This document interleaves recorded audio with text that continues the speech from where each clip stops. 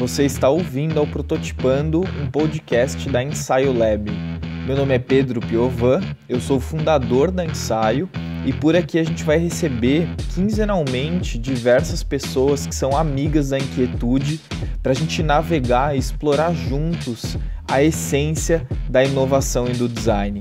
Então fica à vontade para ouvir esse podcast e vamos junto nessa. Fala galera, beleza? Meu nome é Pedro Piovan, sou host do Prototipando. Esse episódio que a gente gravou, eu e Juliana Criso, foi sensacional. A gente falou bastante sobre design de serviço, a sua aplicabilidade, quais são os principais desafios que o design de serviço tem para daqui para frente, a principal ligação entre design de serviço e design thinking, onde se complementam, onde se encontram e onde se distanciam. Enfim, a gente trouxe mais algumas provocações também sobre a aplicabilidade do design e o quanto o design ele tem que se fazer uma autocrítica, se fazer uma autoobservação para reformular a forma como a gente vai começar a viver daqui para frente, pós-cenário de pandemia, ou no que todo mundo fala, entre várias aspas, no novo normal.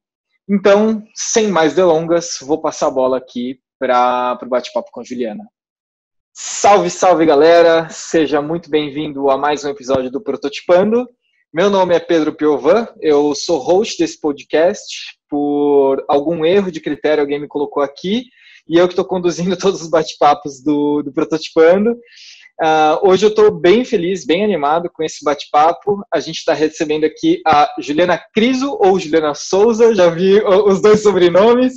Então, Juliana, enfim, dá um alô para a galera. Oi, pessoal, tudo bem? Como é que vocês estão? Espero que todo mundo esteja bem. Show de bola! Bom, estamos aqui gravando cada um de suas respectivas casas, num cenário de pandemia, num cenário de, enfim, muito recolhimento. A gente grava esse Prototipando. A ideia principal do Prototipando é que aqui eu e Júlia, a gente costure ideias, costure conceitos, costure abordagens que ajudem a gente a navegar nesse mundão que nós temos, ora muito pacato, ora muito movimentado, ultimamente está bem movimentado.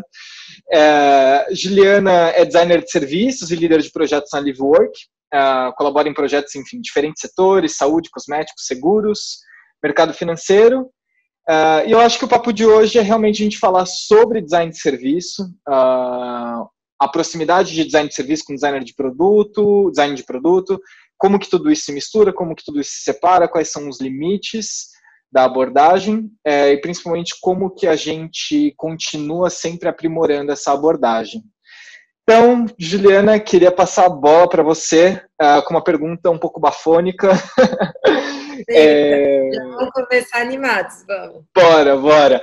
Design de serviços. Existe desde sempre, esse negócio é novo, porque, enfim, design thinking, etc., ficou muito badalado, ficou muito famoso no século XXI, só que a gente começa a perceber que isso às vezes não é tão novo. Enfim, design de serviços, é novo ou velho? Tá aí uma boa pergunta. E eu confesso que quando é um tipo de pergunta que, em geral, eu quase nunca respondo.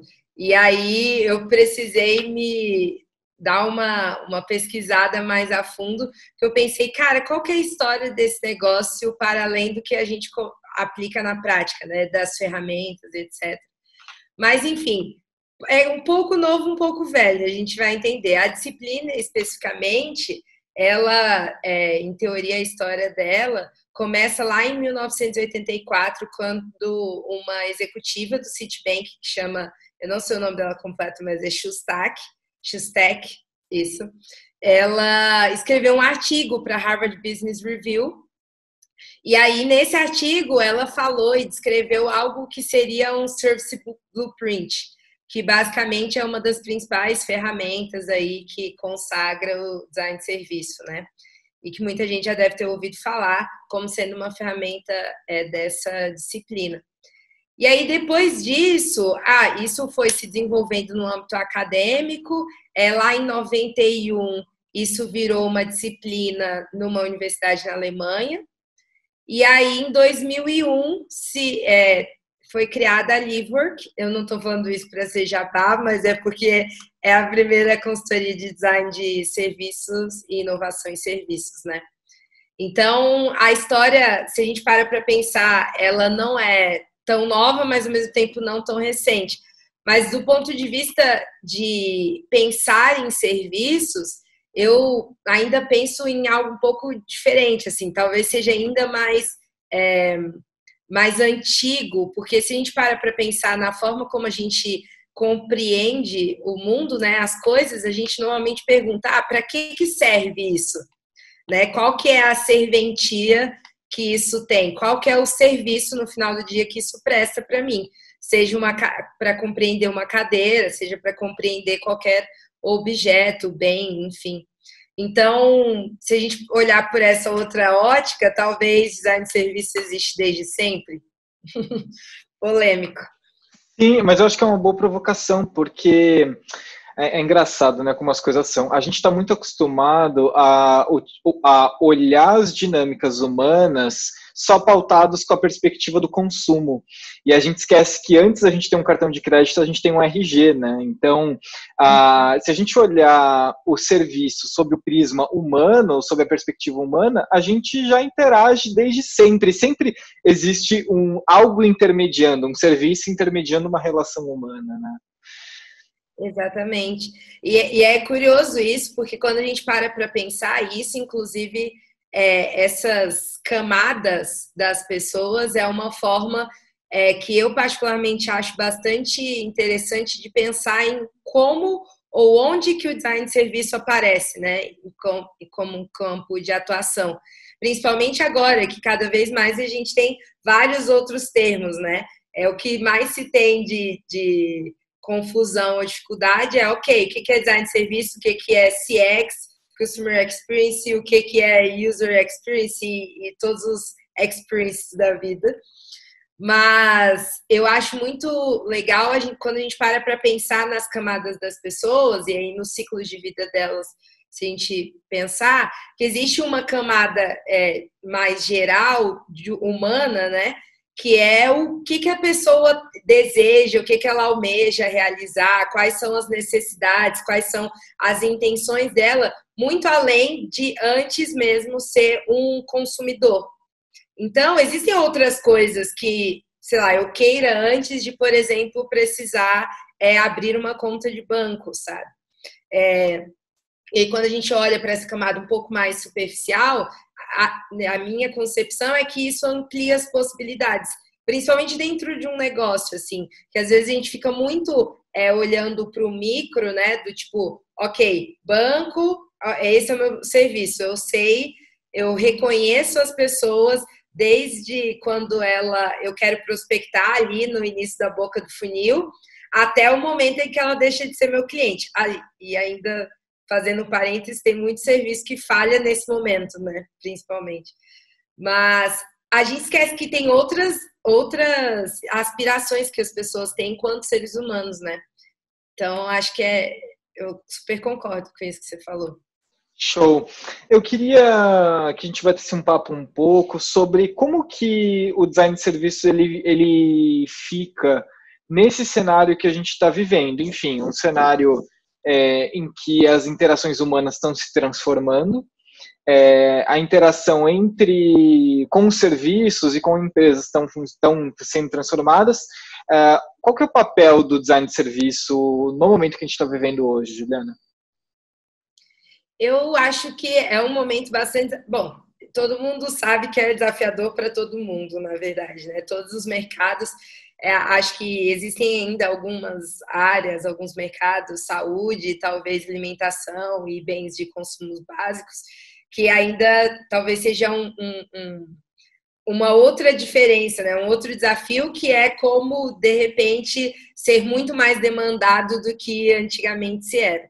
E outros mercados já estão sofrendo para o lado oposto, sofrendo no sentido de encarando novos desafios para o lado oposto, de como é que eu me reinvento e eu gero valor na atual situação. Eu acho que quando a gente para pensar que do cerne do design de serviço, olhar para as interações das pessoas nos diferentes pontos de contato, nos diferentes canais que elas têm, o desafio colocado aqui é a gente entender quais são esses novos pontos de contato ou como os mesmos pontos de contato que a gente já tem como eles se reinventam a partir dessas diferentes demandas. Acho que tem 3 níveis aí, né? As pessoas mudaram, então, consequentemente, as suas necessidades, as suas dores e as suas ambições, elas vão mudar também. Então, os serviços precisam se adaptar já de antemão nessa primeira camada. Depois, a forma, as demandas em cada um dos pontos de contato, elas vão mudar. Alguns vão sobrecarregar, outros já vão ficar sem demanda. Então, como é que a gente adapta isso? E, por fim, essa adaptação de estilo de vida ou de modo de vida, né?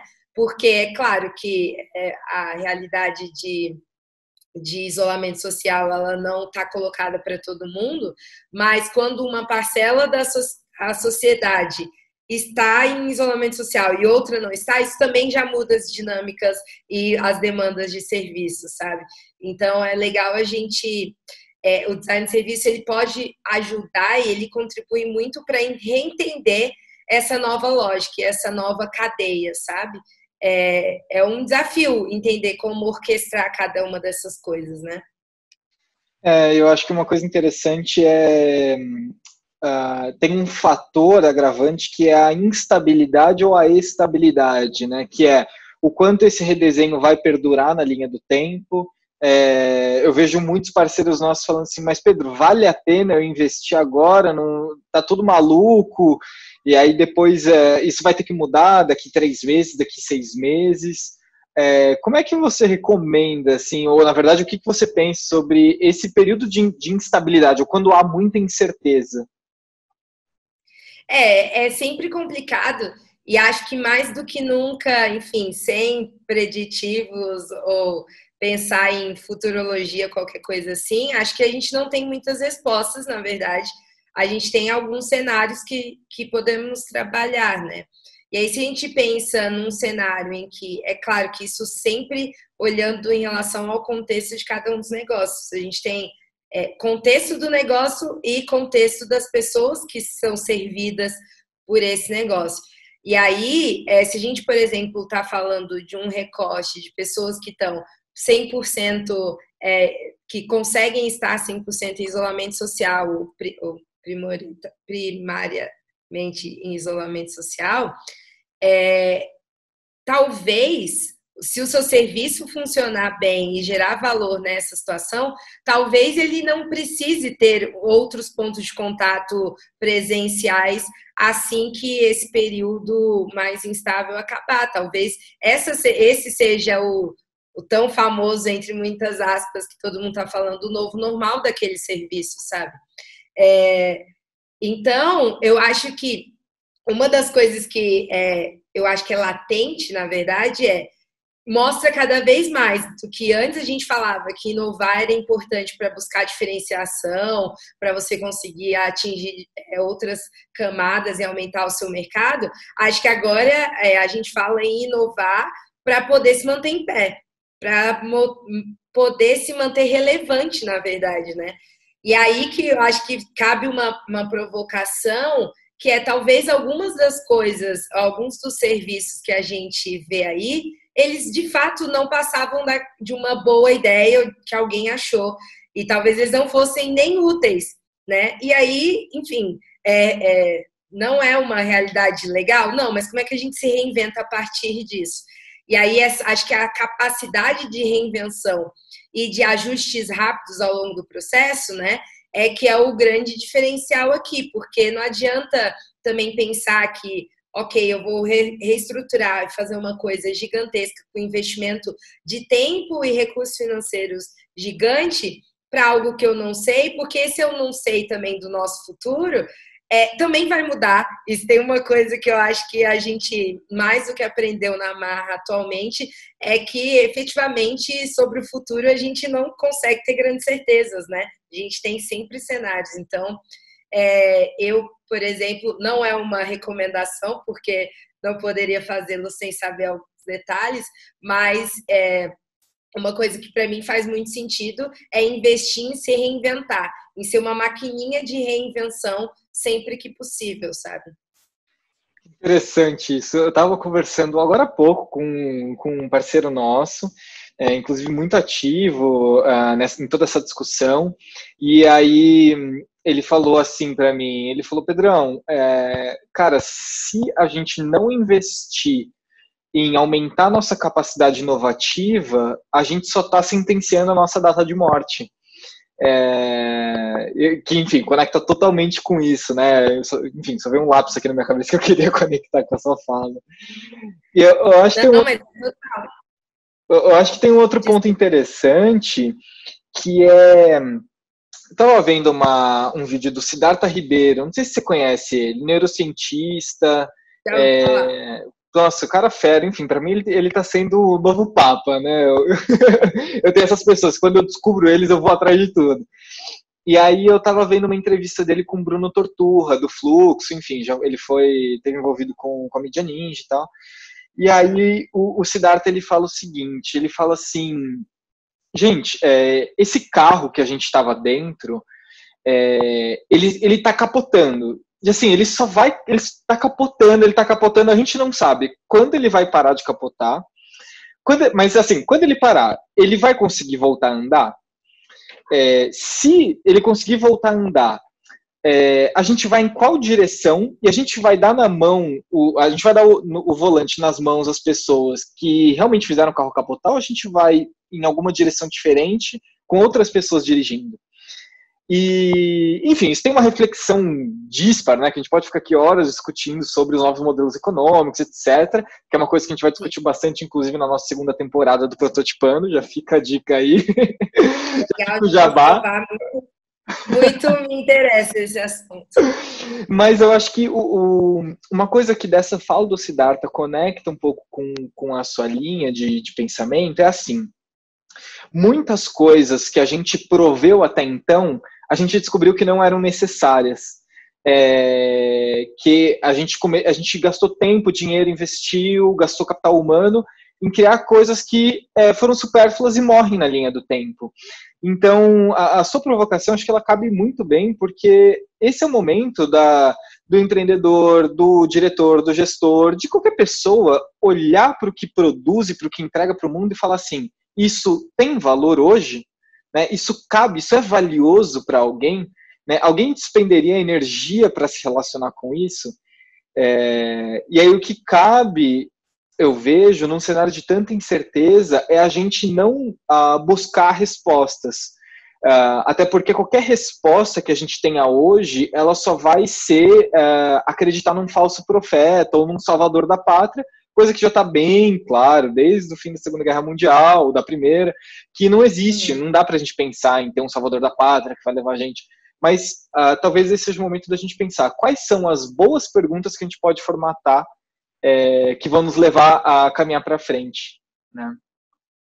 Não, concordo, acho que faz todo sentido, assim.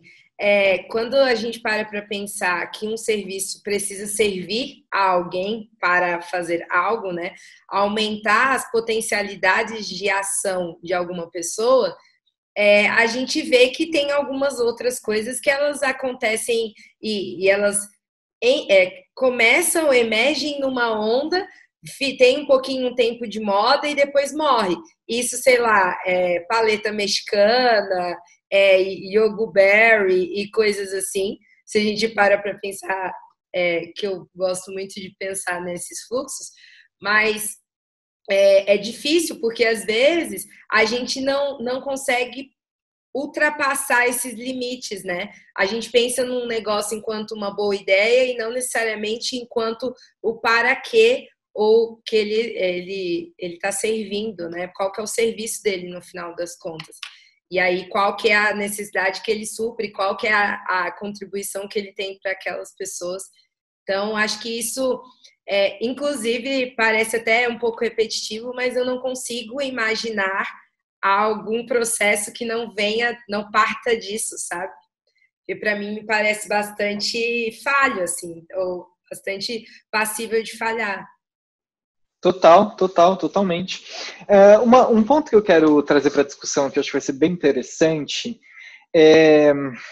o Mike Monteiro. Você conhece o Mike Monteiro? Não, não. O Mike Monteiro, ele é um fera, assim. Ele é um daqueles caras que eu parei para ler, estudar. Depois que eu descobri ele, eu fui atrás de tudo dele. Ele é um designer, boa. Ele é um designer, palestrante, enfim, super ativista. E ele tem várias palestras, né? Mas é muito comum ele discursar sobre o seguinte sentido. A partir do momento que a gente desenha algo, ou que a gente projeta algo, a gente sempre tem que ter em mente quem que a gente está excluindo e qual é o nível de democratização que esse design tem, esse desenho tem.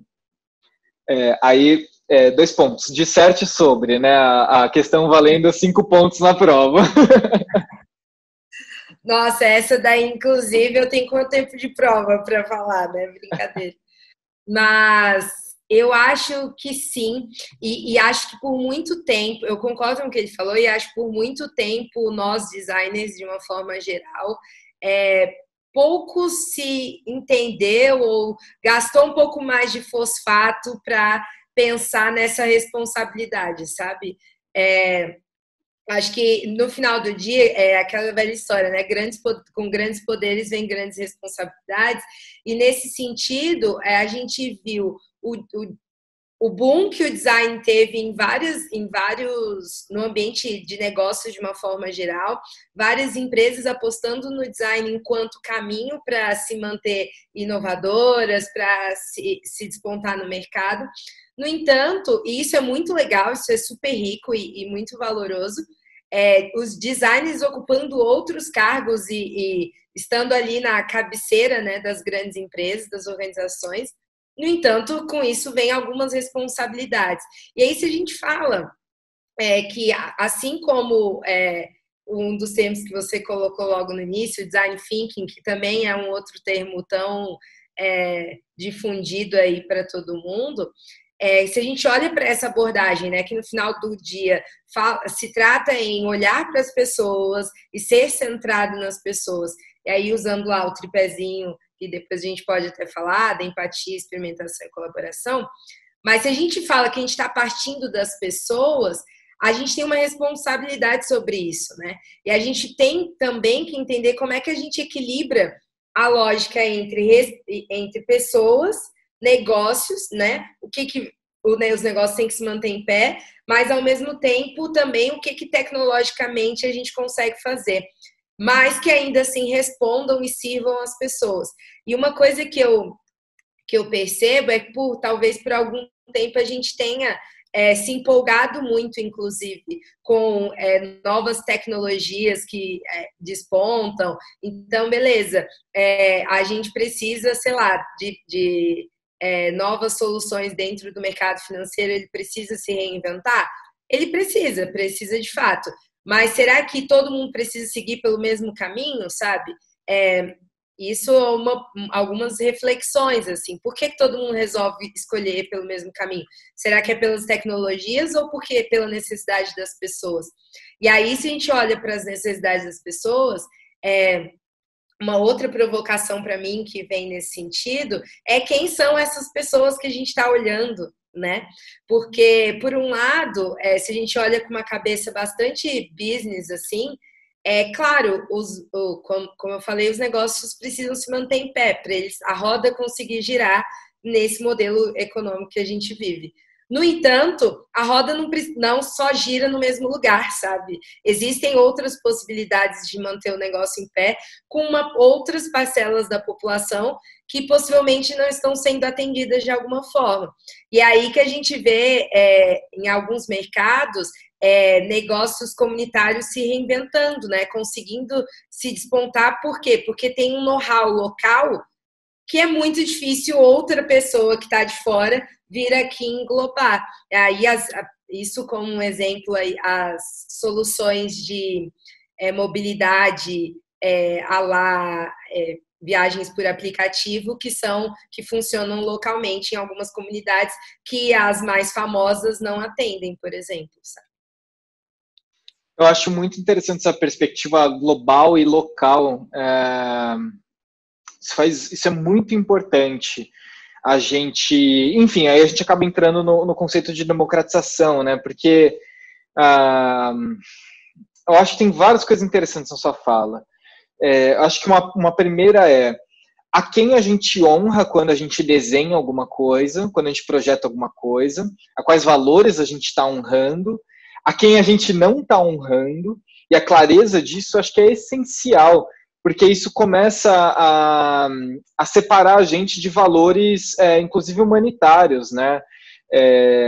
Aí vou de novo elevar aqui a fala do Siddhartha. Siddhartha ele fala assim, até então dava o seguinte argumento, né, de pô, eu sei que às vezes o meu negócio ele não traz o valor necessário para a pessoa correta, eu sei que o meu negócio às vezes ele tem um impacto negativo sobre o ser humano, eu sei que eu preciso desacelerar, eu sei que eu preciso impactar positivamente alguém, eu sei que eu preciso ser menos predatório, mas eu não posso parar, porque senão o meu competidor ele me ultrapassa na corrida. Só que assim, agora parou, né? E esse é o argumento dele, ele fala, agora parou, agora dá para parar, a gente na verdade é forçado a parar para a gente repensar esses valores e essas honras que a gente está fazendo. O que começa a entrar na questão da democratização, porque e claro, tem um conceito de democratização, até para não ficar muito louco, aqui a fala, né, do filósofo Aristóteles e tal, mas tem o conceito da democratização e tem o conceito do local versus global, ou local e global, que muitas das soluções globais não conseguem se inserir nas realidades locais. A gente precisa impulsionar e criar plataformas para que essas realidades locais elas falem por si só e usufruam também desses recursos que nós, eu falo por mim, privilegiado, homem, branco, eu consigo usufruir só pelo fato de eu fazer parte dessa categoria demográfica, né? Então, eu vejo que a gente tem que tomar muita consciência sobre isso para que a gente comece a desenhar o que realmente importa, sabe? Não sei se concorda comigo.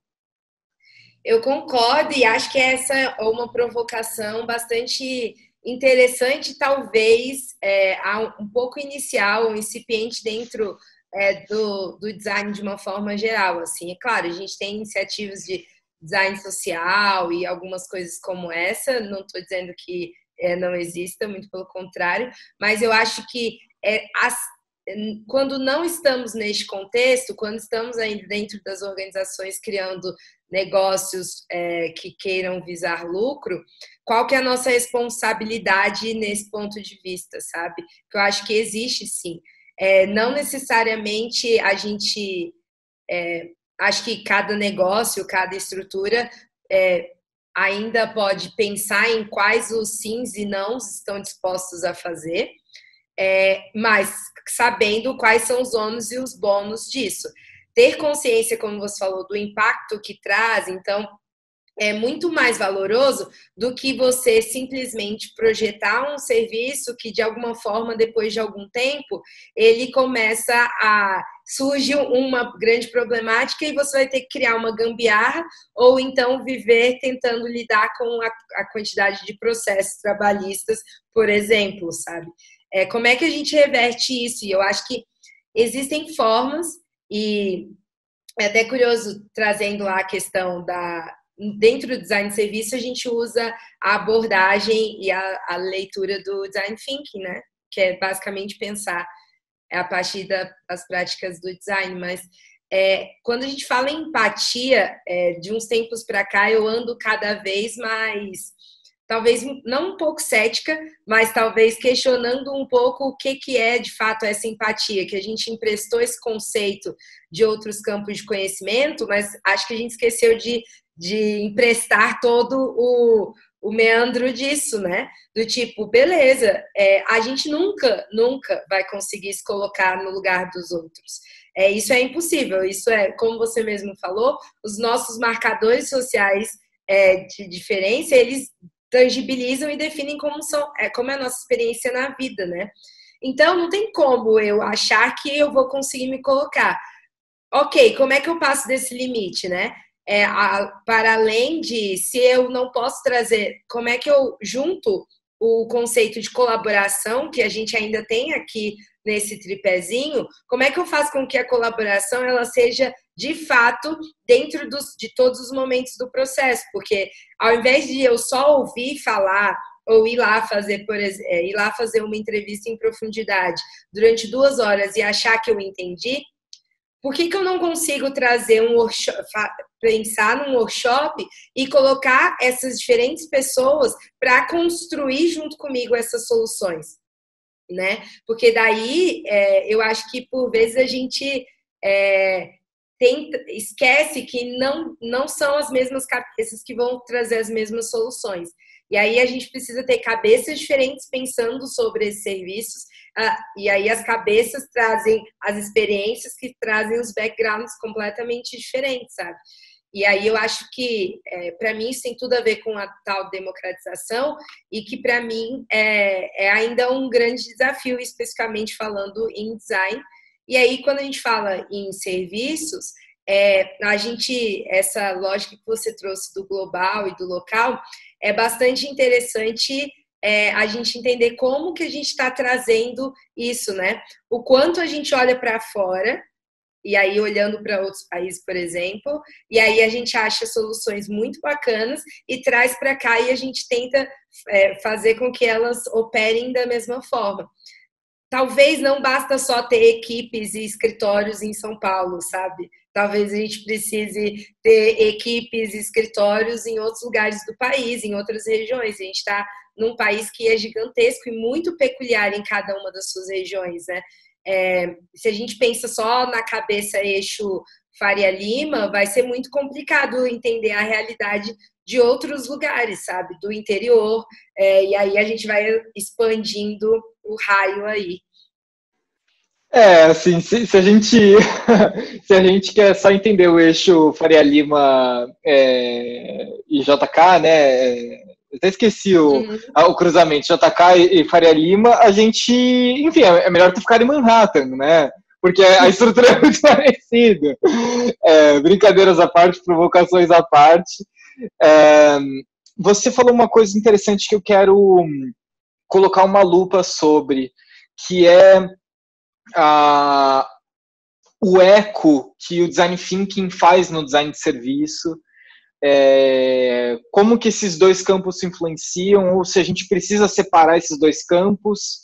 Enfim, eu queria que você explorasse um pouquinho, Juliana, qual que é a integração entre essas duas abordagens? Elas são separadas, elas são juntas, o que separam elas, o que junta elas?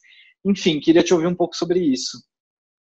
Legal. Isso é curioso porque, assim, minha leitura, né? Design thinking é pura e simplesmente pensar a partir do design. E quando a gente fala isso, a gente traz a questão de ser centrado nas pessoas e a gente traz aquele tripé famoso da empatia, colaboração e experimentação. Entendendo que isso é uma abordagem, que isso é uma lente, né? Um modo de enxergar e de pensar, é inevitável que, se a gente fala em design de serviços, que isso seja uma lente nossa, que a gente use isso como uma lente para enxergar desafios que sejam do âmbito de serviços, né? E aí, então, acho que para trazer de uma forma mais clara, basicamente é isso. A gente, enquanto uma vertente do design, a gente consequentemente usa a abordagem e a lente do design, que é o que ficou famoso como design thinking.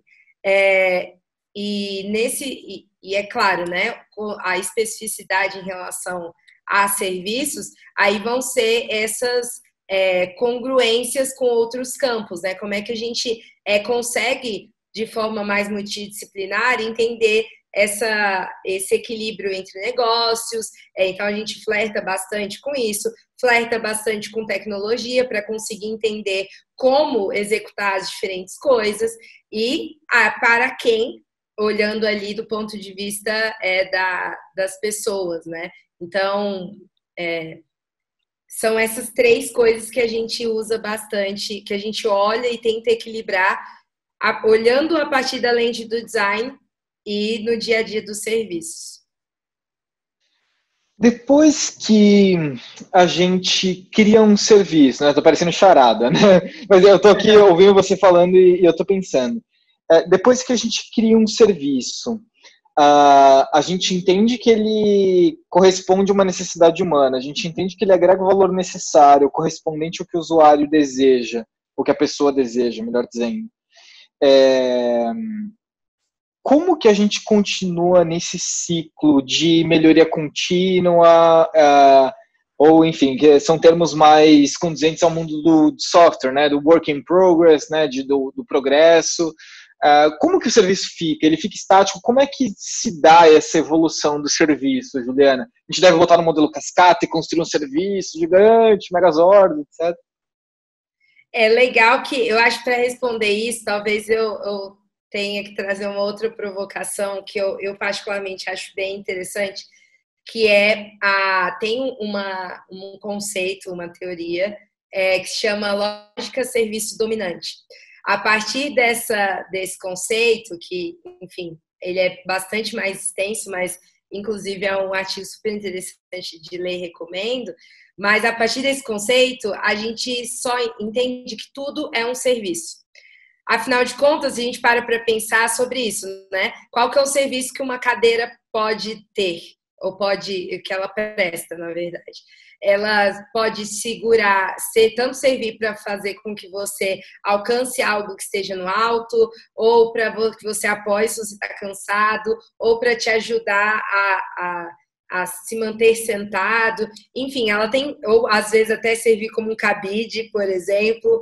Então, se a gente olha nessa perspectiva, a gente entendendo que tudo é um serviço, a lógica de melhoria contínua, ela permanece igual. Porque qual que é a prestação, como é que eu consigo, no final do dia, continuar prestando um serviço, gerando valor e ajudando e potencializando o modo de agir das pessoas? E isso talvez, ele com certeza não é hermético, né? Ele funciona em um dado momento, a depender do contexto, a depender das situações e das pessoas, isso tudo pode mudar, e muda, né? Porque a gente está falando de uma coisa que não é que não é findável, né? Ela não começa, inicia e aí acabou. Então, e acho que quando a gente olha do ponto de vista de serviço, né? Essa intangibilidade da coisa, ela pode ser expressa de diferentes formas. Então, por exemplo, se eu preciso prestar um serviço de sei lá, reconhecimento ou de identificação de uma pessoa. Você falou lá no início que as pessoas têm RG, isso pode ser uma forma de identificar. As pessoas também têm digital, isso pode ser uma outra forma. As pessoas também têm a cara delas, então pode ser pura e simplesmente um crachá. Enfim, são várias formas de prestar esse mesmo serviço de identificação.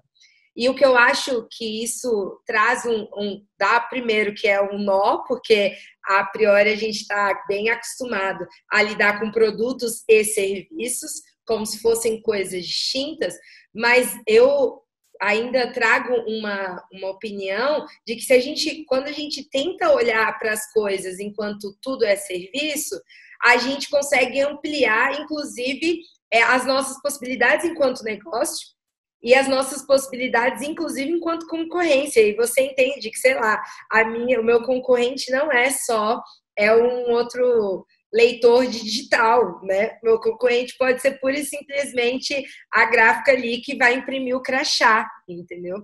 Então, eu acho que isso... não sei se eu respondi exatamente a sua pergunta, talvez nem tanto, mas eu acho que é uma provocação interessante também, para que a gente pense de uma forma menos definitiva, né? Menos estanque, que um serviço necessariamente precisa ser sobre construir um café, sabe? Com mesas, cadeiras e pessoas servindo. Pessoal, fazendo uma intervenção aqui na fala da Juliana, esse argumento é central para compreender o nosso curso online sobre Design Thinking como motor da inovação. Nesse curso, enfim, tem mais de 10 horas de conteúdo, a gente explica como que o Design Thinking é um suporte, uma grande base, e explica como executar o design de serviço. Então, se você gostou dessa fala da Juliana, eu acho que é um ponto central para você clicar no link aqui embaixo na descrição do vídeo, ou do podcast para você acessar esse conteúdo que vai ficar aberto por tempo determinado. Eu acho que, na verdade, respondeu super, porque a sua visão, ela amplifica o repertório daquele que quer construir, né, do projetador, que, enfim, filosoficamente falando, é isso que a gente é. Nós somos, enfim, seres que projetam, seres que desenham, né, seres que tangibilizam vontades e desejos, e a partir do momento que a gente olha para a nossa jornada de uma forma... enfim, mais sincera, a gente vai perceber de que, sei lá, por exemplo, o serviço do home office não é uma cadeira, um computador, uma tomada, né? Enfim, o serviço do home office é a jornada que eu faço do meu quarto até o local aqui da minha sala, quais são os artefatos que compõem a minha mesa. Quando a gente amplia essa visão, talvez a Dell ela possa me fornecer bastante coisa que eu preciso no meu nesse momento, que não é só um computador, né? Exatamente, exatamente. E eu acho que ela traz um outro olhar, até quando a gente fala, e aí, por exemplo, vários negócios que se auto-intitulam produtos digitais, apps, soluções de pagamento, enfim, por exemplo, né? Quando eu tenho uma questão que quando eu olho para isso enquanto um produto, talvez eu olhe isso de uma forma muito limitada enquanto apenas aquele app que está facilitando o pagamento. Agora, se estou olhando para o serviço que uma solução de pagamentos pode dar, cara, eu amplio de uma forma as possibilidades de contribuir, ajudar e facilitar as pessoas que vão utilizar, que é inúmeras, sabe? Então... e aí eu eu entendo outras pessoas que estão solucionando isso de outras formas. Que aí é o que a gente chama de concorrência, mas enfim, a gente cria outras oportunidades, assim. Então, enfim, acho que é bastante frutífero. Para somar nesse raciocínio, eu gravei um episódio, acho que faz umas 2 semanas, com uma astrofísica, enfim, muito premiada, inclusive brasileira, muito premiada internacionalmente, e ela falou assim, inovação é quando a gente extrapola o limite da definição. Estou construindo em outras palavras, o raciocínio dela, não lembro a frase completa, mas isso me marcou muito, porque é exatamente isso, quando eu extrapolo o limite da minha definição, talvez eu crie um spin-off ou uma adaptação do que eu já vi, ou do que eu já experimentei, do que eu já tive, que pode transformar totalmente aquele serviço que a pessoa está inserida. Né? Exatamente. Eu vejo até como um motorzinho para criar, né, soluções, para criar novas soluções. E aí, isso acho que tem tudo a ver com a situação, o momento presente, né? Juliana, uma última pergunta para a gente finalizar a nossa gravação hoje, que inclusive eu nem estava vendo o relógio, agora que eu vi, eu falei, opa, estou chegando no limite. Nossa, e passou muito rápido, devo dizer. Juliana, a gente falou bastante sobre honrar as pessoas que vieram antes, né? E aí, essa pergunta é uma honra a um mestre que eu admiro muito, admirei muito, e, enfim, que esteja onde estiver, Abu Janra, no qual ele perguntava para os seus entrevistados. E aí eu pergunto para você, Juliana, o que é a vida? Nossa, que complexo! Começamos e terminamos de forma complexa, mas como uma boa designer, gosto de complexidades. Bom, eu acho que para começar a definir o que é a vida, talvez seja mais fácil definir o que não é a vida, né? A partir do que não é. E acho que não ter um sopro de energia, né, energia vital, ou não ter uma ação no mundo, não ter uma prática no mundo, me parece que é uma não vida. E aí, a partir disso, o que seria a vida? É estar no mundo, existir, agir, contribuir, e aí contribuir do ponto de vista que eu penso, ou pelo menos eu acredito muito, que basta a nossa presença em um dado lugar, ela já impacta de alguma forma. Se esse impacto vai ser positivo ou negativo, daí é o motorzinho aqui, as nossas convicções e visões de mundo é que vão deliberar sobre isso, mas acho que estar no mundo e agir no mundo, acho que é o que é vida para mim.